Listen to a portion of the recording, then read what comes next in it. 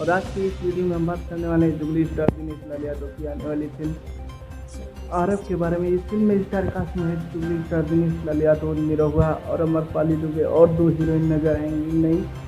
और इस फिल्म के डायरेक्टर हैं पराग पाटिल जी और इस फिल्म के प्रोड्यूसर हैं रत्नाकर कुमार जी। और ये फिल्म वर्ल्ड वाइड रिव्यूज के बनी रही है।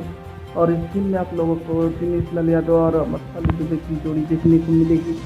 और इस फिल्म की शूटिंग बहुत जल्द ही स्टार्ट की जाएगी लॉकडाउन के बाद। यह जैसे ही लॉकडाउन ख़त्म होता है इस फिल्म की शूटिंग आरंभ में की जाएगी।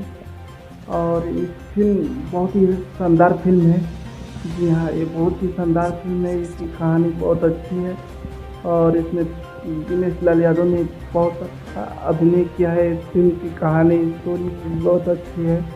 तो आप लोगों को आरएफ फिल्म का न्यूज़ कैसा लगा नीचे कमेंट करके बताएं। और हमारे चैनल पे नए हैं तो चैनल को सब्सक्राइब करके घंटी का बटन दबाएं। मिलते हैं अगले वीडियो में। तब